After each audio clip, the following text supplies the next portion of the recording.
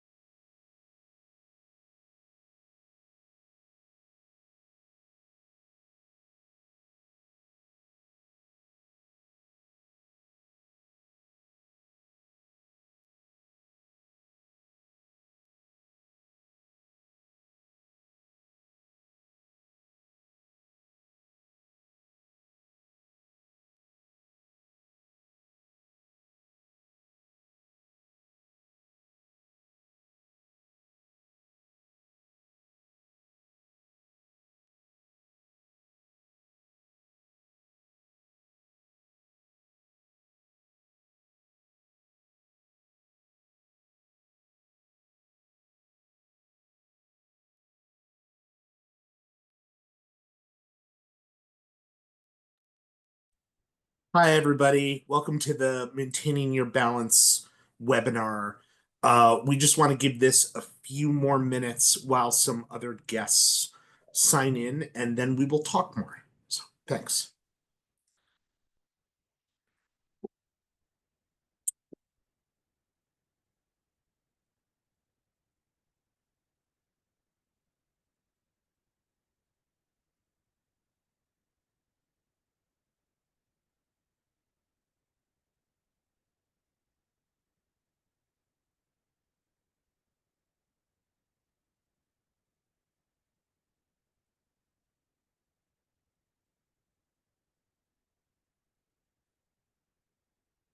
Can you see that okay, Cap? Great. Yep.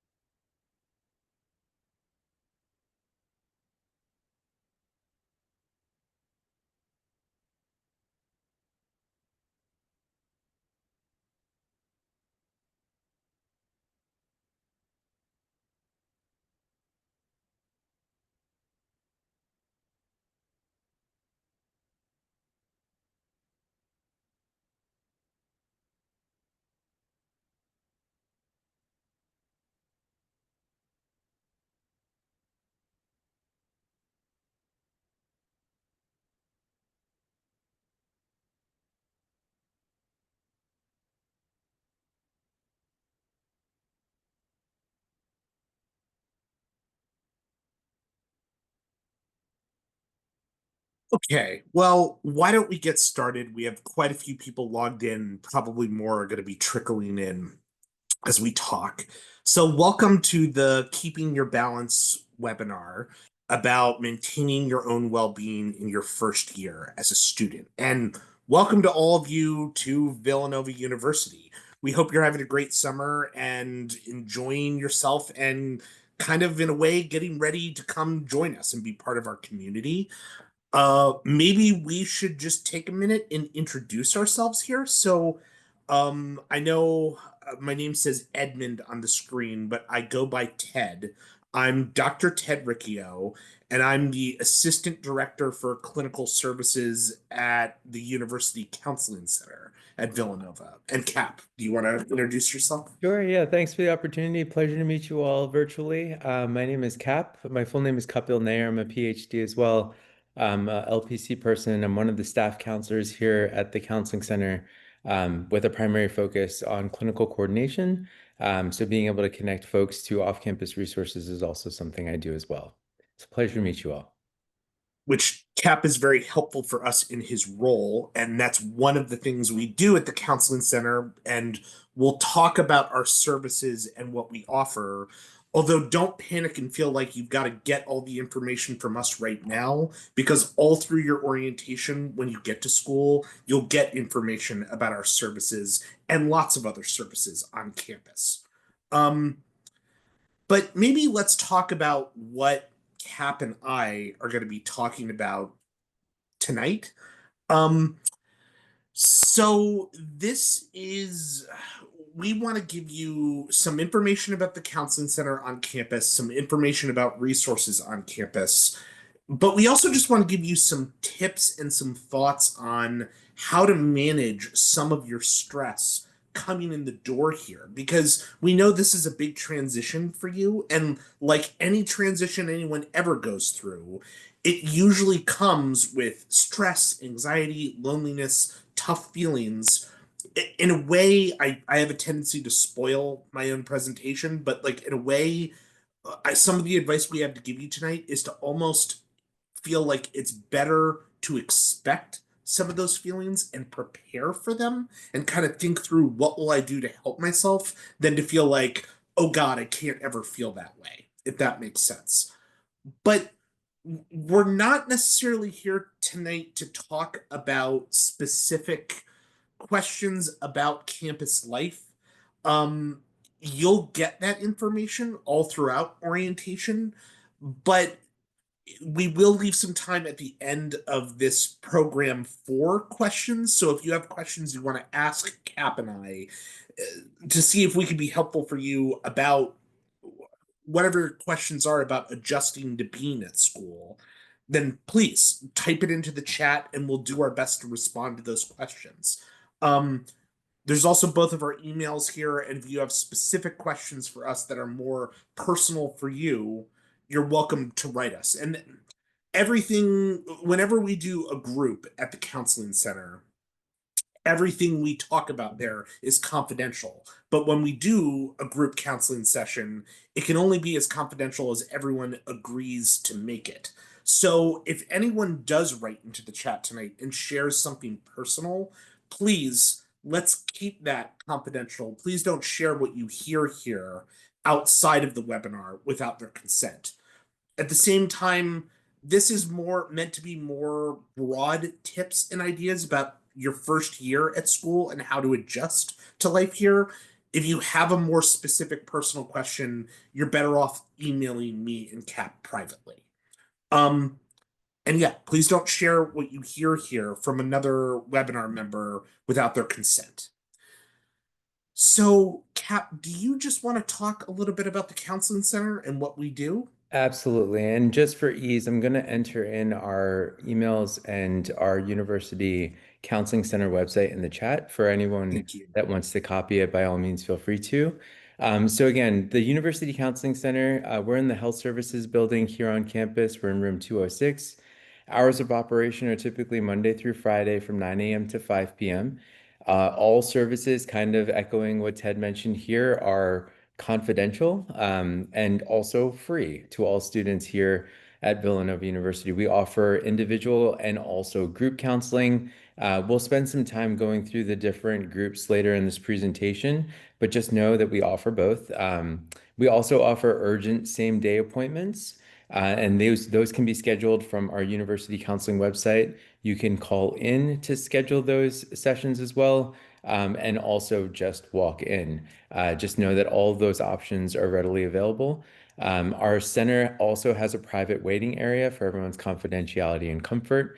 And I would presume, I mean, I would say that we're fully staffed at this juncture. 13 full staff counselors, two consulting psychiatrists to address any issue that comes up. Yes, thanks, Cap. And the building you're looking at on this slide is the health services building, which is right at near the main entrance to campus. So maybe you've seen it before if you visited campus. And like Cap said, we're right on the main floor of it. Very easy to get to. We're open Monday through Friday. And if somebody walks in during that time and says, I've got to see a counselor right now, it's an emergency, we will make someone available to work with you. I also think sometimes there's like a misconception, like, is there something about the counseling center because it's part of the university that like it's not really confidential or something? And I just want to say that's not true. It's absolutely confidential, the counseling that we do there. And our counselors won't speak with anyone outside of you about what you discuss in your session unless you sign a release giving us permission to do so. The only other time we do that is if there was an emergency and we were really worried about your safety or something like that. Um, but if there are other questions about the counseling center services, we can talk about it as we go on. So, like I said, this is a big transition. And I think all the time, I mean, when people talk about college, they often talk about what's great about college, or they're sort of nostalgic about like what they loved about it, you know? Um, but like any transition, it's hard. It's also okay that transitions can feel hard because when they feel that way, that's just us learning. I actually think a big part of the education in college is not just going to your classrooms and learning from your professors, but learning how to have a life for yourself on campus and learning to manage the kind of feelings that come up for you when you're stressed, when you're overwhelmed, when you feel like I'm just burnt out and I can't do any more work right now. Learning to take care of yourself through all of that is part of your education here, I think. People often talk about what's exciting about college. They probably don't talk as much about this, that it can feel hard. And it's normal and expected that people coming here will feel all sorts of things. You might feel excited. You might feel homesick. You might feel lonely. You might feel overwhelmed. You might feel confused, like, what am I even doing with my time? None of that is right or wrong. Most people feel a combination of all of those things. Um, don't look at anything you feel here in the first couple of days, in the first couple of weeks, even as a prediction about the future. Like, don't take that and make those feelings like, well, there's the proof that this wasn't the right choice, or this isn't going to feel good, or things aren't going to go well for me. Think about it as that's just part of what transition feels like, usually when you started high school, probably it felt like a big transition. It probably wasn't perfectly comfortable at first, but it got more comfortable as time went on. Um, Thinking about other times in your life where you've been through a transition, where you were meeting new people, you were trying new things, and what helped you get through it. That's usually what's helpful. Above all, avoid beating yourself up about anything, about anything. Anything you want to add to that, Cap? Just echoing what Ted mentioned, I mean, the academic rigor here is going to be one avenue of exploration throughout your time here at Villanova, but we really want to stress that this is a holistic learning growing. There's so many different avenues of growth and strength and development and meaning making in this entire experience. And you look at any of the greats, it's typically said that through trials and tribulations, that's where the most meaning happens. And we really want to harp on that point. And maybe even reframe the deficit-oriented approaches that we might have, or the conceptualization that we might have, where if things aren't working, there's a deficit with us, or there's a void within us. We need to work towards reframing that a little bit, so that we can, again, harp on the things that are working and kind of persevere and tap into some resiliency here. Dude, that was a great way of putting it. That it's not a, if you feel these things, it's not a deficit. It doesn't mean you're failing or that there's a problem. And yeah, I mean, I think part of this experience going to college, part of why you go away from home is to learn to navigate more of these feelings and learn how to build a life for yourself. Learning to do that is going to take time. It's not going to happen on day one. It's probably not even going to happen on week one, you know? Truly, just picking up one last point there. Go ahead. This is foundational in a lot of ways because I mean, a lot of what we're experiencing here at college is going to trickle into and echo as we go out into the real world outside of college. So there's glimmers that you're going to be leaning into as foundation from here as you venture out into the real world as well. So Mhm. lean into all these expectations. I mean, all these experiences. Yes, that is also a good way of putting it. That all of this is kind of gonna, yeah, one day be relevant to, like, that's also a good way to think about anything that's happening for you. What am I learning from Right. this that's going to be helpful for me in the future? Um, you want to take this one? Sure, yeah, absolutely. And kind of piggybacking off that point, as we're venturing into this space, this new territory, kind of the abyss of the unknown, if you will, be mindful of our expectations. And so venturing into our community here at Villanova, start to contemplate and maybe even extrapolate, and fine tune almost what are the goals that we have for ourselves throughout this first academic year, maybe even go further and think about what do we want to accomplish in this first year. Think about things, what is most important to you? Is it socializing, finding friends, finding a community? Is it joining clubs, integrating ourselves in the community and building upon that for whatever comes next? Is it just finding a sense of grounding and settling in on campus and what all campus has to offer? But really fine tune that notion as we're venturing to actually dip our toe in the water, if you will. And again, going back into that deficit ideology, be careful about turning our goals into ways in which we're judging ourselves. Just because something doesn't work out right away, does not necessarily mean that we can broad stroke and like almost use that as a barometer of what things will happen as we move forward. There's no predictive factor aligned with that, right? So let's try our best not to look at any one goal as a quote pass fail test. Um, and again, it may not work within the first few weeks. It may not work within the first month or so. But eventually things will start to click, and let's lean into grace giving and perseverance and resiliency. Um, and maybe even take time to reflect. Feel free to tap into the counseling center. Reflect on opportunities of how am I feeling throughout this entire experience? Is there any specific feeling that's coming up for me? What would feel best for me in this predictive moment would be helpful. And maybe even analyzing what doesn't feel so good. And if we are looking at what is working versus what is not working, if we look at what is not working, maybe we address it by thinking about what could work or what potentially could fill that gap, so that we are fully enjoying our experience and making meaning out of it. Ted, did you have anything you wanted to add? Yeah, I think what I wanted to say is that, see, I think everyone, most of the time, even if you haven't sat down and written them out, you probably have goals for yourself, or at least hopes in the back of your mind. Like, my hope is when I get there, I'll get an A in every class and prove to myself right away I'm going to be fine academically, or I'm going to find a great group of friends like the first week, or I'm going to be best friends with my roommate. If you take time to think about it, you might identify, okay, here are my hopes or my expectations in a way. And it's good to have those goals, but it's also good to be careful, like Wade Cap is saying, to not make it like, well, if that doesn't happen in the first month for me, I failed. I didn't meet the goal. I feel bad about myself because usually meeting those goals takes time.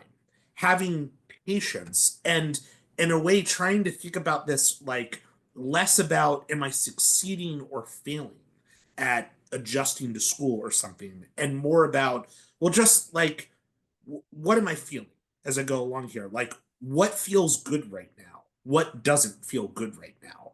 And trying to think about it that way. I think that's more useful. Um, so here are a few just reality checks, and we mean these to help you stay grounded. Uh, you will have 4 years to make friends, get involved on campus, and learn about what makes you comfortable and learn about how to balance your life here. So, Rome wasn't built in a day, and trying to lean into that of understanding this is a process, this is a journey. It's okay if things take time. The more you're accepting of that, the less anxious and less overwhelmed you're likely to feel. Um, I hear a lot from students here that even though there's lots of things to be involved with on campus, there's quite a few clubs that it takes time to get involved with, meaning students sometimes have to audition or try out for a club like several times, like several semesters in a row. If you try something and they say, oh, thanks, why don't you try again next semester? Please don't be discouraged because that's just what it's like. I would encourage you to keep looking into the clubs that interest you and keep going back and getting to know the people that are involved there. Maybe some of you have lived with a roommate before. Maybe some of you will this will feel like your first time with a roommate. Every relationship is going to be different.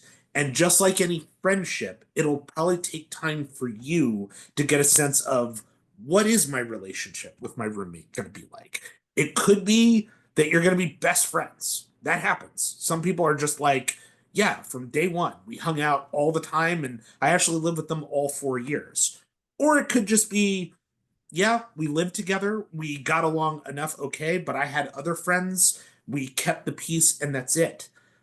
One of the things about living with roommates is there can be conflict because you can both go into it with a different idea of what it means to be a good roommate. One roommate is thinking we should have a policy where we should be in bed by 10 o'clock, and another roommate is thinking, the best policy is not to push each other to do anything that they don't want to do. Like, if I want to stay up, that shouldn't be a big deal. People have different expectations. Now, in some situations, the best move is to talk about it with your roommate and say, "Hey, can we work this out? Can we find a way something that works for both of us?" Most of the time, communicating is helpful. But there are other times where it might be more helpful to just let something go. Sometimes a better move is like, well, this thing isn't important enough to me. Maybe it's better to just compromise and not worry about this. You'll decide all the time, okay, was this important enough that I want to try to talk about it? Or is it better to just keep the peace and not worry about this for now? Thinking about it that way and being active about your choices about that helps, I think. And then finally, it usually takes time to adjust to how classes are taught here. And every professor probably teaches a little different. Be patient with yourself as you learn about kind of how to study. And by that, I mean like how to pace yourself, like what's a good pace to be getting work done throughout the semester. Some people feel like the first semester they didn't do enough and they get behind. Some people feel like, wow, I did way too much. I was working all the time.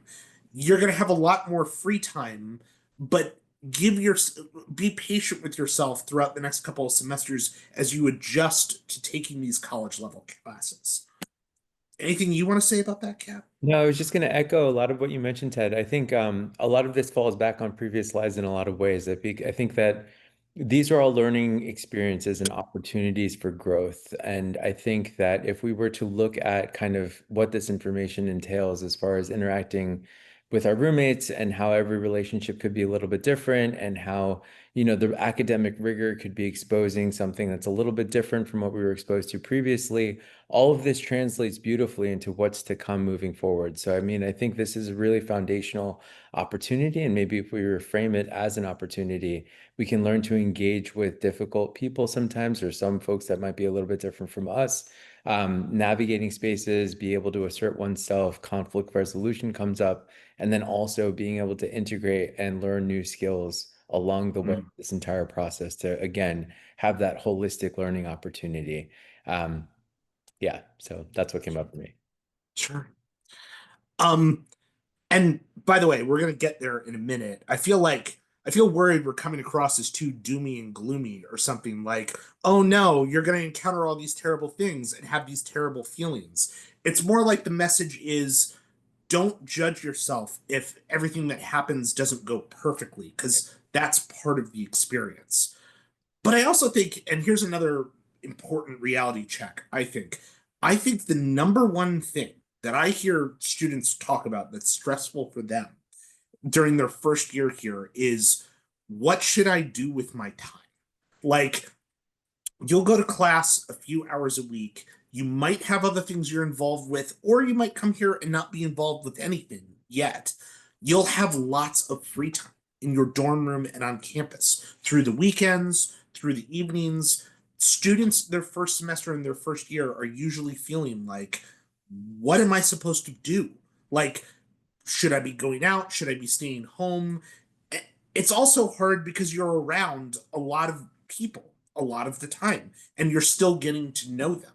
Um, so this can all feel strange and confusing at first. And what I see a lot of people doing is comparing how they're spending their time to what they see other people doing. So feeling worried like, well, if everyone's going out on Friday night, maybe that's what I should be doing. Maybe am I keeping up enough with what other people are doing? Am I sort of doing this the right way?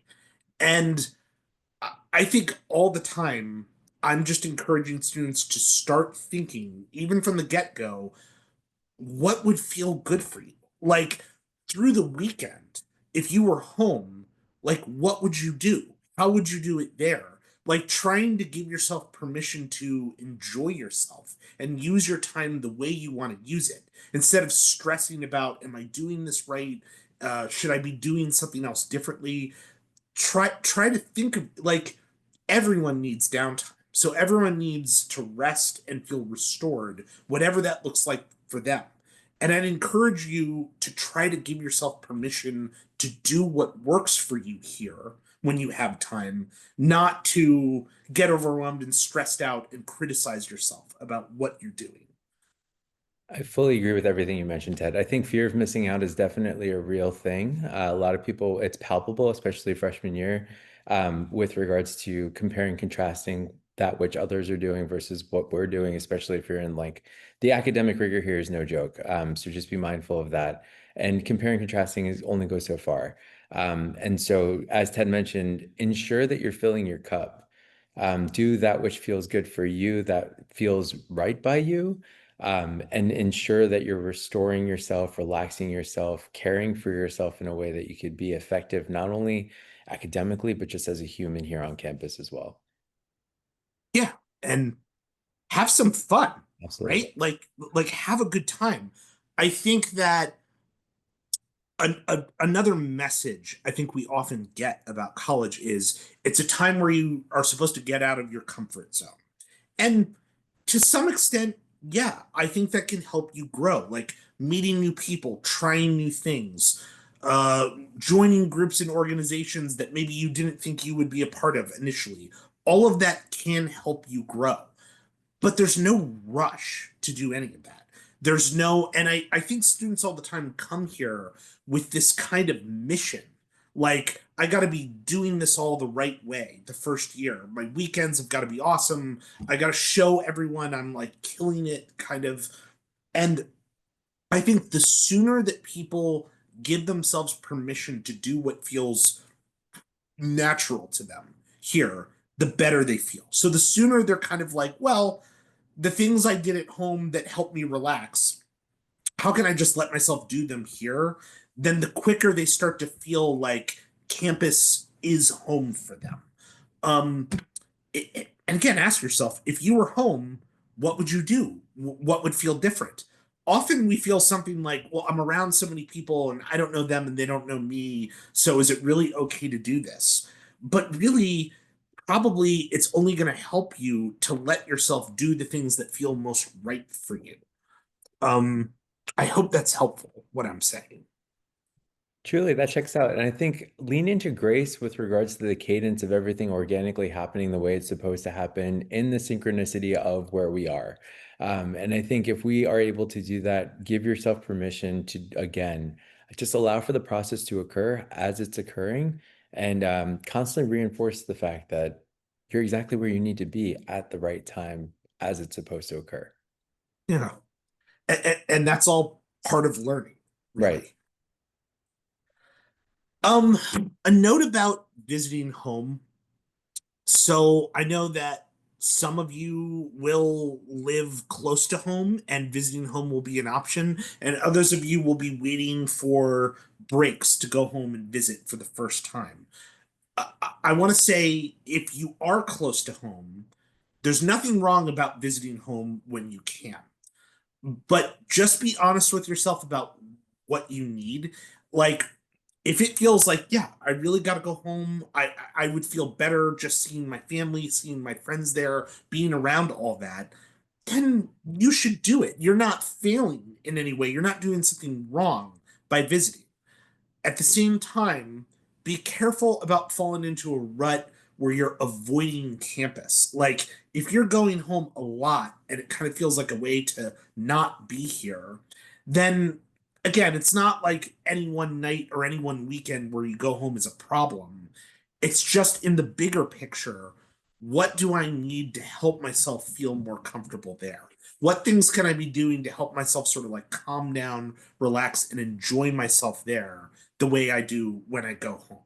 But it's normal to miss home at first. And I think most students leave feeling worried like, is home not really my home anymore? Can Mhm. I not think of it that way? And in time, I think they usually feel like both places are kind of my home now. Like campus and my home is still there when I go there. Um, yeah, anything you want to say about that, Kat? No, I was just going to say, and in instances where we're questioning it, when we're feeling that doubt, reach out. I mean, reach out to loved ones, reach out to family, reach out to friends, reach out to partners, lean into the resources that Villanova has to offer, soundboard if you need to. Just talk out what it is that you feel like you're going through. Sometimes that helps clarify, sometimes that helps, resolve kind of what we're going through, and actively will help come up with a decision with regards to if we should be going home or the cadence of going home or the cadence of reaching out to folks back home as well. So just definitely think about reaching out to whoever is in on your team, basically. Yeah, yeah, talking to them about how is it going, like Right, what's their opinion about what they see happening. That's a right. good idea too.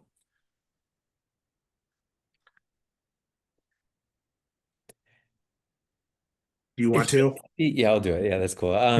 Also be mindful of like previous instances, right? So pay attention to our warning signs. So any instance in our past where we experienced any type of strife where we felt like we were struggling, try and think back to those moments as another learning opportunity of giving more insight to some symptoms that were coming up for you.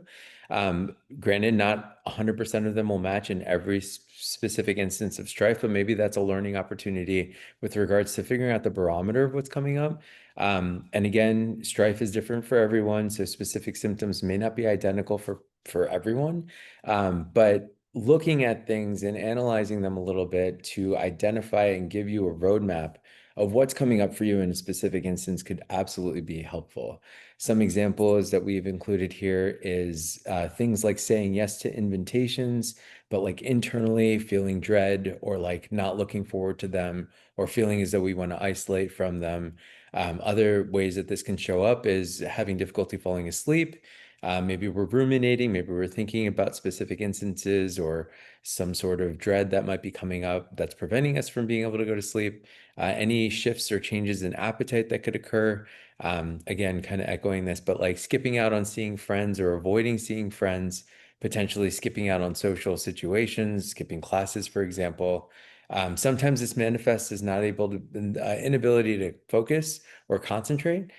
So sometimes it could show up as, taking too long to complete assignments, that typically could be done in a shorter time frame. But these are just examples of some things that could show up. These are things that we typically see from folks that are coming in when they're meeting with us. But maybe consider them, maybe consider writing a list of signs and symptoms that would indicate or give you some sort of road mapping to linking to sensations around overwhelm or potentially burnout could be really helpful in being mindful as things progress, as the academic rigor increases and as uncontrolled variables show up. Mhm. Ted, did you have anything? I was going to say something like, I know it's hard for us to come here and just say, okay, everyone, here's the magic formula of what to do about like how to take care of yourself and how to maintain your balance and your mental health. Like many people at school will be working on many different things. And it's such a wide range. Some people are working on, I want to learn how to balance my time better. Some people are working on, I spread myself so thin, I say yes to too much. Some people are like, I want to connect more and meet more people. People are working on lots of different things.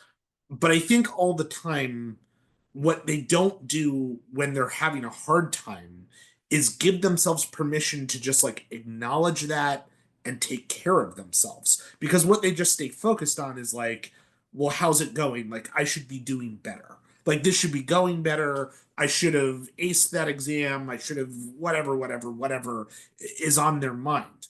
So we don't even give ourselves permission to do things like, I should make a list of when I get stressed out, how do I start acting? Like, what do I know are the signs for me? Like, I start staying up too late, or I stop eating and I start skipping meals. I skip classes. Like, here's the things I know I'll be doing. That'll be the signal I'm stressed. And then when you notice that happening, take that as a signal like, I should take care of myself. Like, I should be kind to myself right now and go easy on myself, not be like, come on, what's wrong with me? It should be going better. Because usually those are signs that you're overwhelmed and burnt out. And everyone needs, like, kind of like to be compassionate with themselves when they feel that way. Does that make sense, what I'm saying? Absolutely, absolutely. And this transitions beautifully into the next slide, with regards to filling our cup. So again, echoing what we said before, if we are identifying specific warning signs, like Ted was mentioning, let's figure out what we need in that moment and integrate it into our lives. If we're feeling suffocated, maybe that means that we need to go outside for fresh air, whether that means actually running, walking, whatever. Maybe integrate the inverse so that we're actually experiencing and filling our cup in that way. Like Ted mentioned previously, if we're having a hard time, that deficit-oriented approach typically prevails. Let's try and work on not beating ourselves up, telling ourselves that we're failing. Instead, taking that as an opportunity, an invitation to care for oneself, fill our cup, which means, whatever it is that we're engaging with or whatever it is that we're struggling with, try and figure out maybe even the inverse sometimes in some instances of what it is that we need in that moment. And maybe that's our body really physiologically reacting, saying that we need something specific to take this feeling away. If we're feeling, bombarded, social anxiety may come up. Maybe that's a time to isolate a little bit and start reading in a library or spend some time alone. Taking on a specific hobby may fulfill a specific type of sensation around vacancy or void, which could also be really helpful. Anytime you're feeling isolated, I promise you reaching out typically helps. So talking to a friend, talking to a family member, talking to a partner, talking to a loved one will typically help. But we always have to use these opportunities where we're feeling some sort of way as a learning opportunity to figure out what works best for that instance. And allow yourself the opportunity to try any of these things. If it doesn't work right away, that is okay. I think the routine here is kind of staying consistent with it, continuing to try, continuing to practice, so that overall we're identifying that we're feeling a little bit better. Ted, did you have? Yeah, just it's okay if the understanding of what does help me is evolving. It's okay if you're figuring that out over time. But it's good just to notice, like, when I'm overwhelmed, what is it like? And what's my plan to do to like help myself? Not just to stay going like, this is terrible, I'm doing a bad job, I suck at everything or whatever. And yeah, what works for everyone is going to be different. But talking to a friend, I mean, people ask all the time when they come to counseling, like, why would talking about this be helpful? And talking about your problems doesn't usually literally change your problems, but it helps you feel less alone. And when you feel less alone, when you feel understood, we usually we feel like we're in a better place and we have an easier time approaching our problems. So figuring out what works best for you, either making a list now or just paying attention through the first semester, like, where was I or who was I with and what was I doing that helped me feel calmer and feel better. It's just a good thing to pay attention to, really. And, we want to tell you you're not alone, right? Like, you don't have to do all of this alone. You have your family, your friends from home, but also there's lots of resources on campus for you. And Villanova's got a lot of departments. Like, this is not an exhaustive list. You will learn about all of these as you go through orientation. We've told you a bit about the counseling center. We're open and available to work with any student enrolled here. There's even a free online counseling service that students can use that's open 7 days a week. It's called youwill.com. You'll get information about how to register for that service when you come to campus. And there's information about it on the Counseling Center website. There's departments on campus like learning support that help students get accommodations for like academic accommodations if they need extra time on exams, just as one example. But they also do things like they have consults with students and help them plan how are you going to set up your work for the rest of the semester, or what would be a good way to approach this assignment.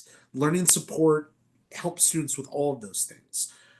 We know this is a predominantly white campus, and we want students of all identities to feel safe coming to the counseling center to talk about their experiences. There's also departments on campus to support marginalized students, like the Center for Achievement, Success, and Access, I think, and the Office of Belonging and Inclusion. You can find out lots about their services online. And you're going to have RAs in your residence hall to talk to. They usually stop by people's doors to say, hey, how are you doing? Do you need anything?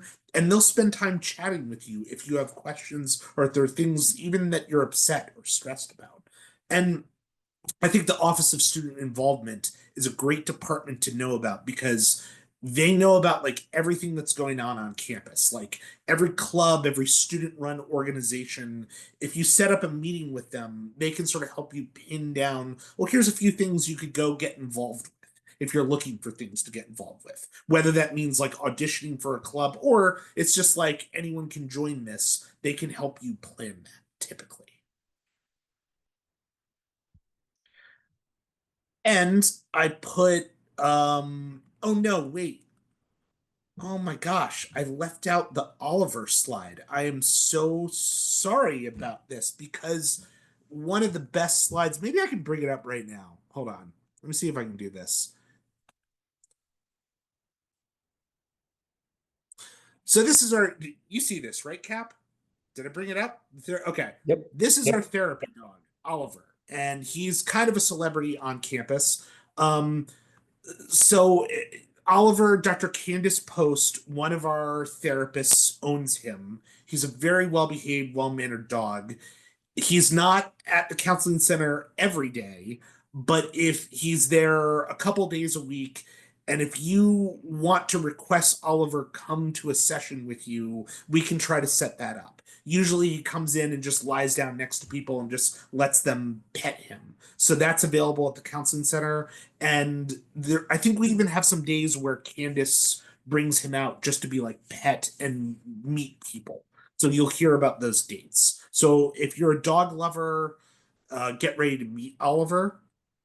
And the other thing I've got here is a list of some group sessions that we are going to be running this fall and beyond. So every semester we run a bunch of different group sessions that students can join.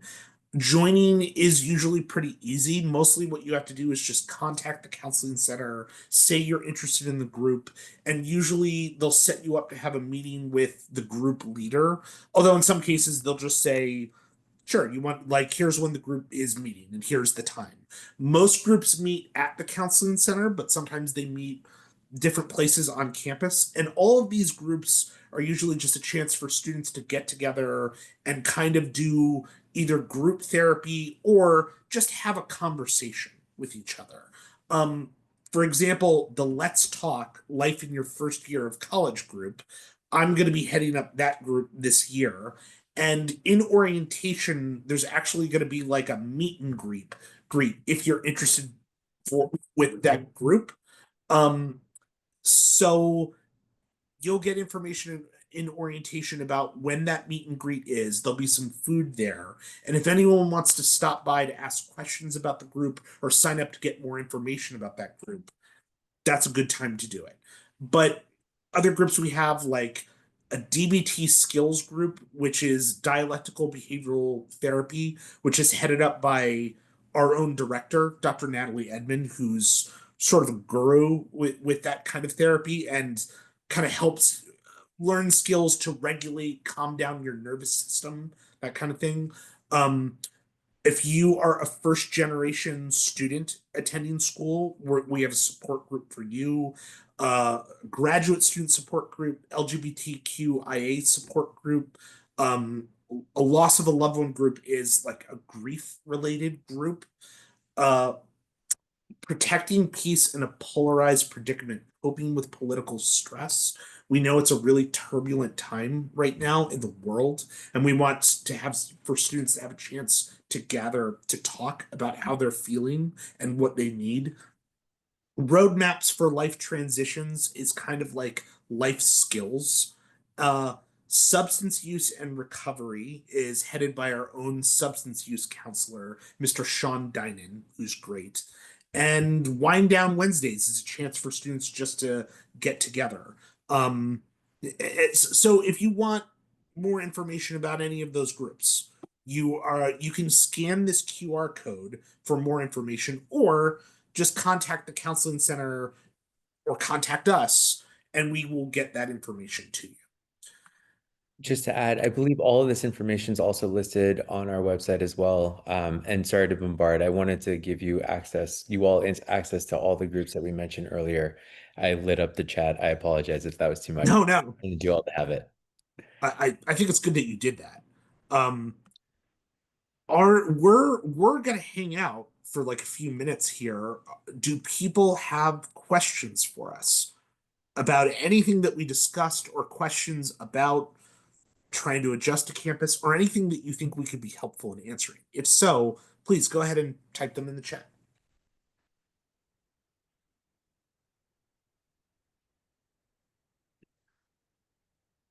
I wonder if people have thoughts about what they're like kind of most hopeful for coming to campus, or what they're most worried about coming to campus. If you want to share any of that, you're welcome to.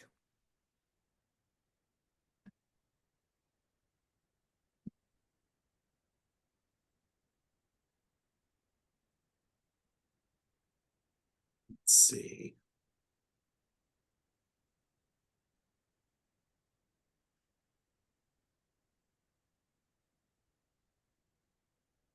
Well,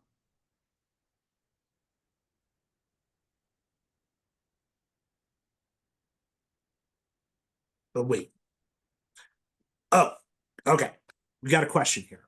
Is Okay. health insurance required for any of the mental health services? Oh, this is a good lead Great into question. something. Yeah, great question. So, the short answer is no, not on Villanova's campus. But I mean, Cap, do you wanna say more?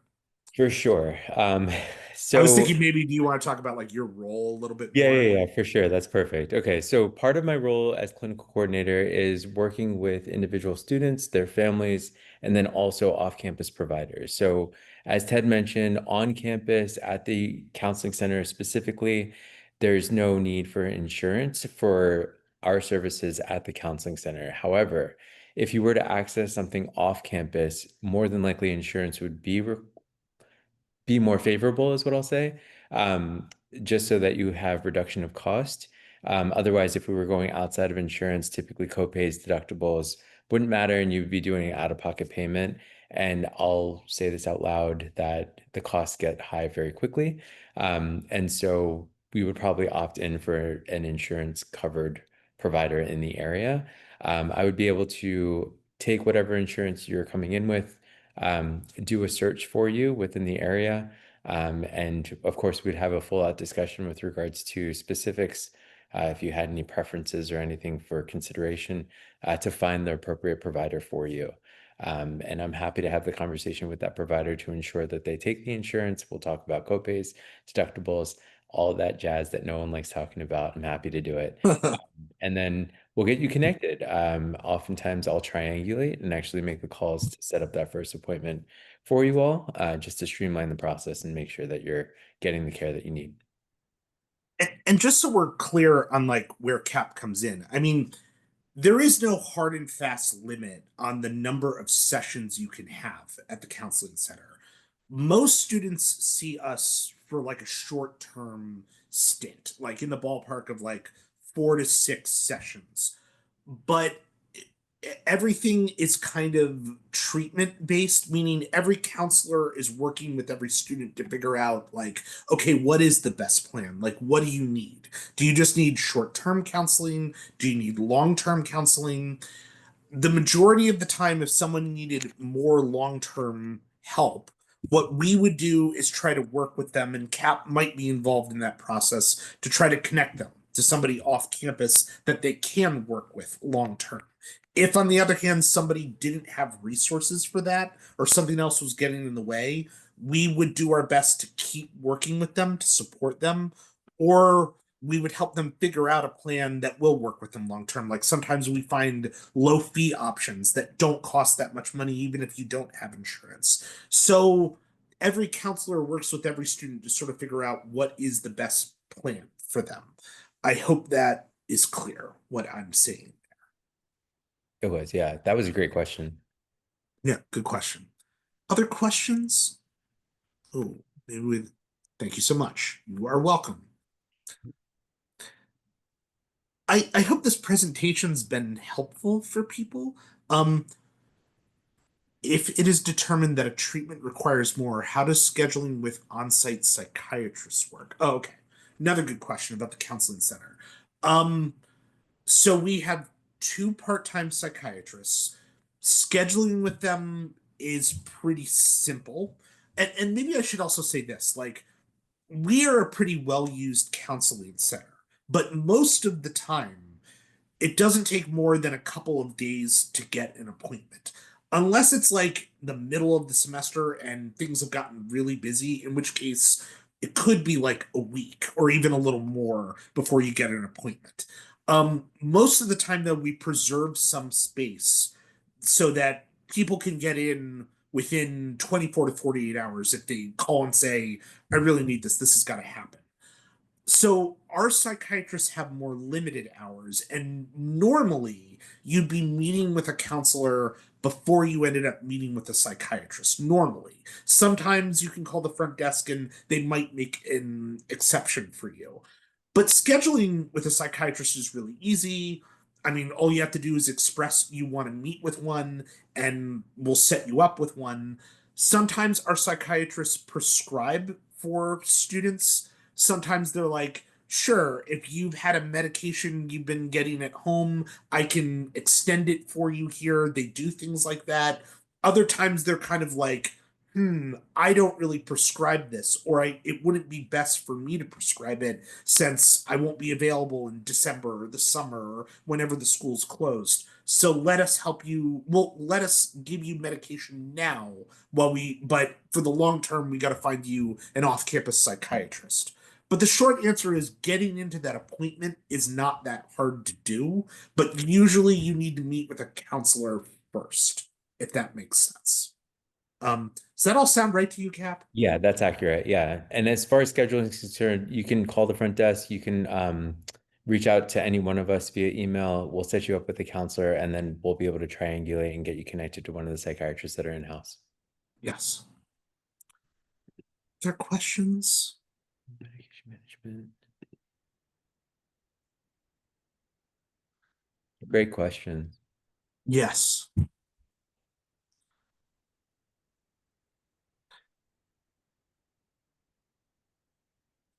Well, thank you for joining us tonight, and we hope this was helpful for you, and we hope you're looking forward to your time this next semester because I think there is a lot to look forward to. I would just use your time to think about what am I bringing with me that is going to help me feel comfortable there and avoid criticizing myself as I get used to things here. Um, if we can be of helpful for you any other way, you're welcome to email me and Cap. And if you want to set up a session to talk with the counselor at the counseling center, all you have to do is give us a call as soon as you're on campus, or just walk over to the student health center, walk to the counseling center, and they can help you get set up. It's easy to do. There's even an online appointment request that you can fill out once you get to campus. So okay, thanks everyone. Thanks for joining us, and I hope the rest of your summer goes well. Take care, all. Bye.